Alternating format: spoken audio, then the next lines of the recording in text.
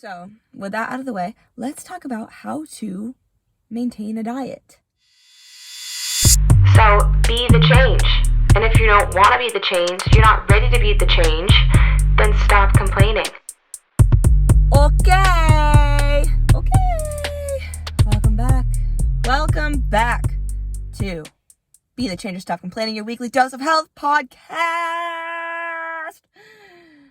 It is me and Allie Banks. We're here again. We just finished the nutrition fad series. We just finished it. Yay.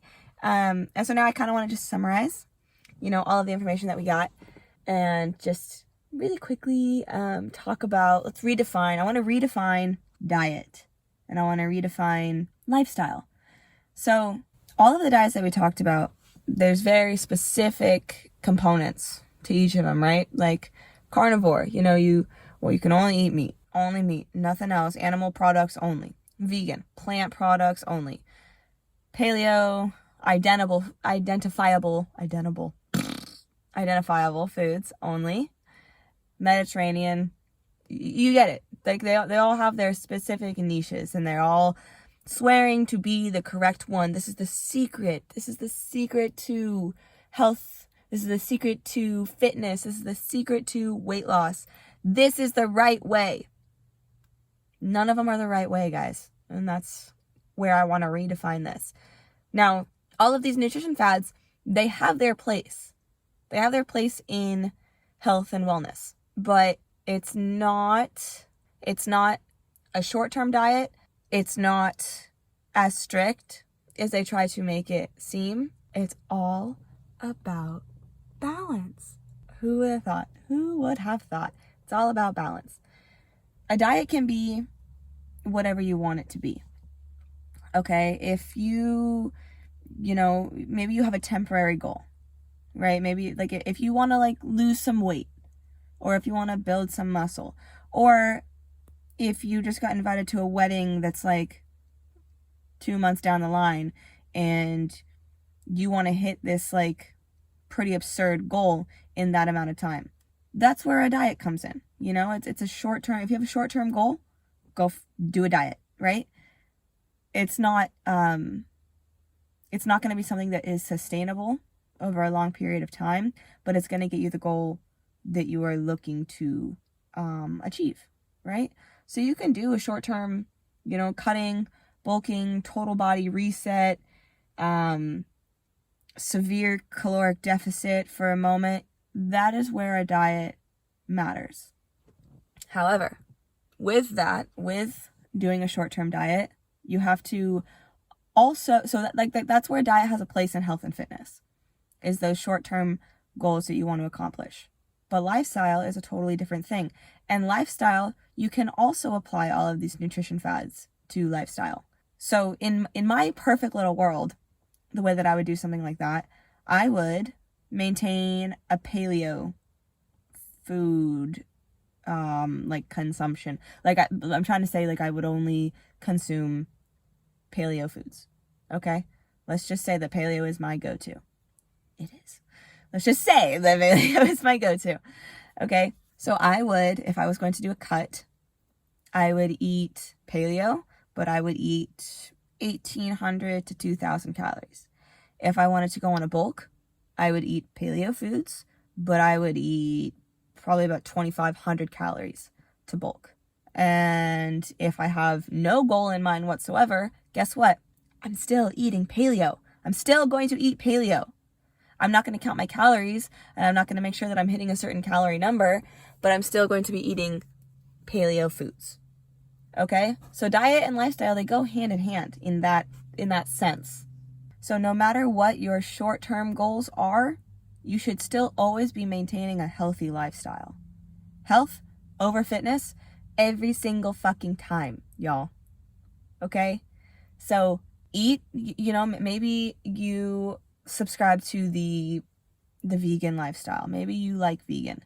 Maybe it makes your body feel better to be on a vegan diet, right? So eat vegan all the time. And then if you're trying to lose weight, eat vegan and then incorporate calorie restriction. Or if you're trying to gain weight, eat vegan and incorporate calorie surplus.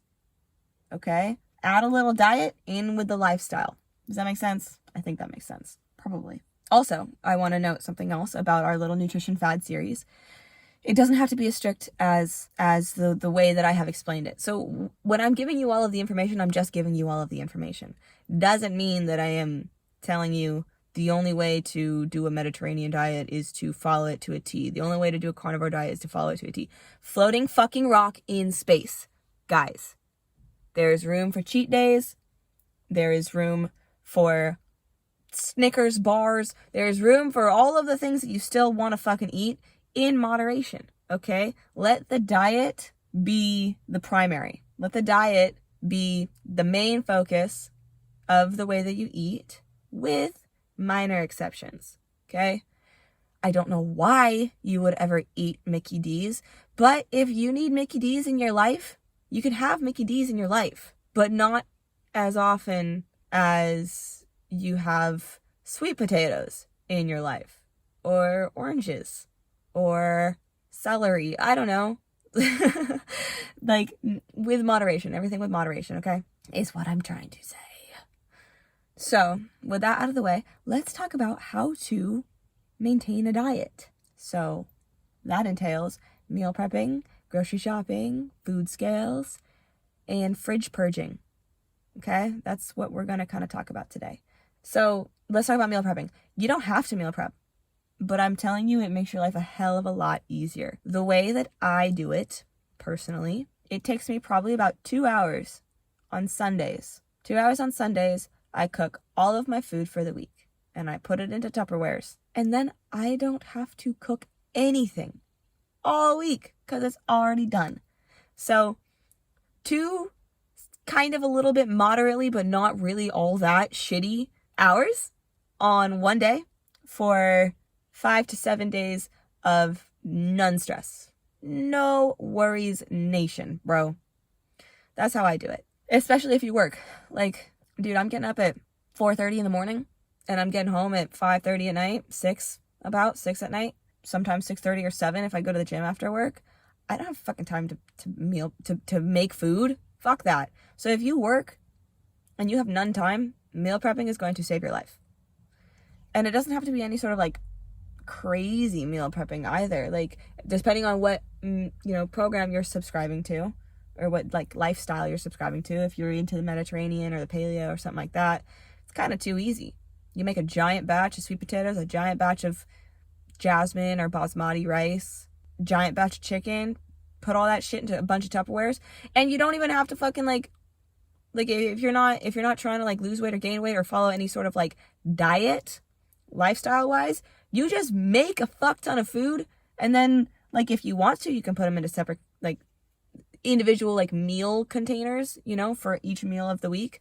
Or you can just put all of the chicken in one container, all of the sweet potatoes in another container, all of the rice in another container, and just have a bunch of containers in your fridge. And then like when it's time to eat food, you just, scoop some onto your plate, microwave it, boom, food. Okay, you could do it like that. Or you can do individual Tupperwares for individual meals for individual days. You could do it that way too. It doesn't matter. What works for your life? What works for your life? That's the point. That's always the point. What is going to work for you? You individual tiny speck on floating rock. Which thing is going to work for your little speck life? Okay? That's how we do it here, guys. There is no one right way. But if you work from home, I think you could go one of 2 ways. If you're the type of person that, okay, let me say it like this. I'm really lazy. So when I was working from home, it actually benefited me to put my food into individual containers, like meal by meal, day by day containers on Sundays. I would make all of Monday's food and put them into individual containers.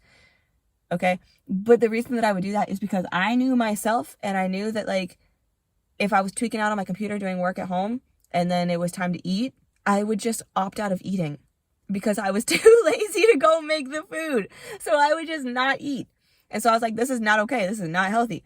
So I started putting it all into individual containers. So then that way, when it was time to eat, all I had to do was go grab a Tupperware of food, nuke it real quick in the microwave, and then eat it. okay, to preserve my sanity and allow me to be the lazy fuck that I am, okay?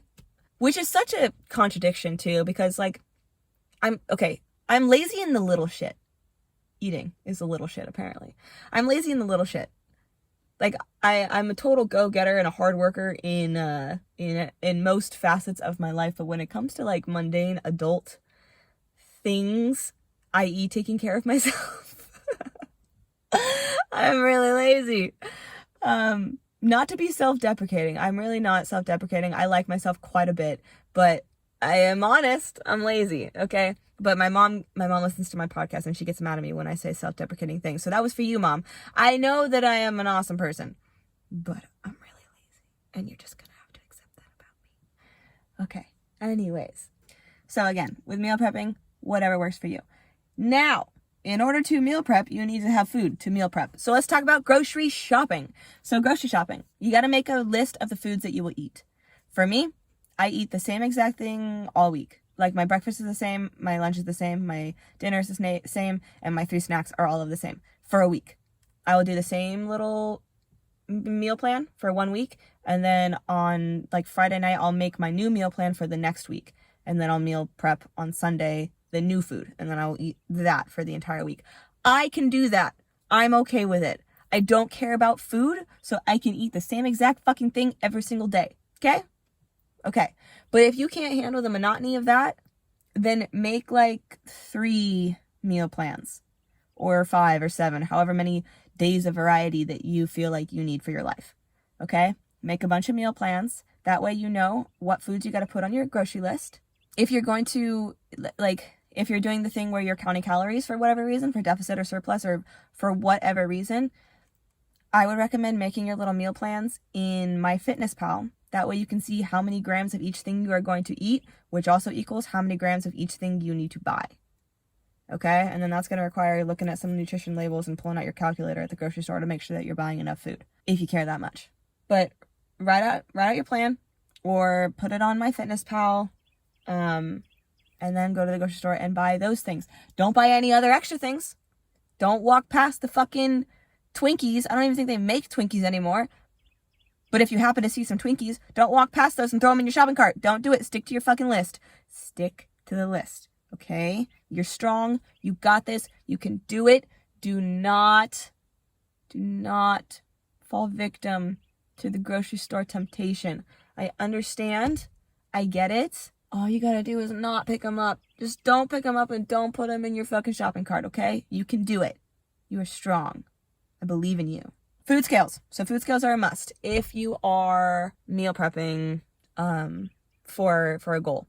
If you're meal prepping for like a fitness goal or whatever, you gotta get a food scale because you need to weigh out all of your foods, right? So you're gonna cook all your shit, and then when you put them into each individual Tupperware, you're gonna have to put them on the food scale and make sure that you're getting the right amount of grams or ounces or whatever. Food scales are totally cheap. They're like anywhere between $10 and $20. Get them at Walmart, Publix, CVS, Walgreens, Amazon. They're everywhere.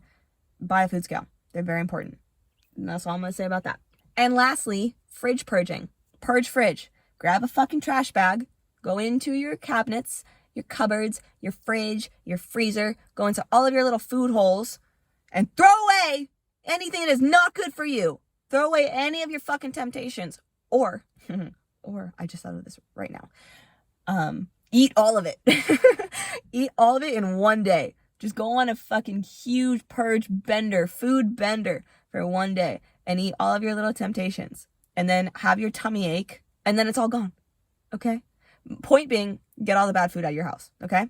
Get all of the bad temptations and shit out of your house.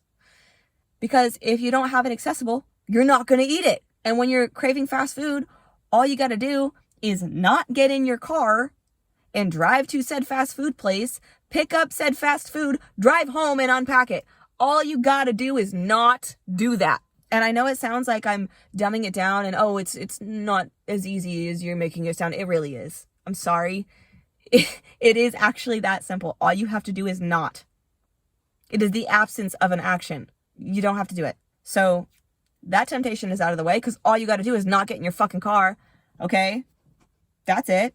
You don't have to put on shoes. You don't have to put on clothes. Oh my God, it's amazing. You don't have to do any work. All you got to do is not go to the fast food place. Wow. Okay? Don't do that. And once you throw away all the food in your house, now you have none temptations in your house. Okay? So you're more able to follow your little food program. Okay? And the time-old excuse of, oh, I don't have enough time to cook. Bullshit. That's bullshit. You do have time to cook. All right? Don't worry. There's a solution for that. Meal prep. I'm sure that you make time to zone out on social media or zone out watching your TV show or make plans with friends to go get drinks or go eat out at a restaurant. I'm sure you make plenty of fucking time to do all of those things. All you have to do is give a shit. Decide what is more important to you. If it's important to you to be healthy, you'll make time. If it's important to you to lose weight, you'll make time. If it's important to you to build muscle, you'll make time. You have to decide what is important to you and what's not. If it's not important to you, that's okay. Floating rock in space, guys. If you don't fucking care to be healthy, guess what? You don't have to be healthy. But if you do care to be healthy, if you want to be healthy, then fucking do it.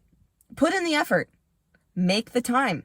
Sacrifice the things that are not healthy for you but are comfortable. Sacrifice those things and make the time to give a fuck about your goals. I don't think I can make it any simpler. I don't think that I can really think about it. Really think about it. Effort. Remember that whole thing that I said in one of the other episodes when I went on a crazy rant? The opposite of love is not hate. The opposite of love is laziness. Do you love yourself? If you love yourself, then you won't be lazy with doing all of the things that are good for yourself. If you love your body, why wouldn't you put in all of the time and effort and energy into taking care of your body? All you got to do is care.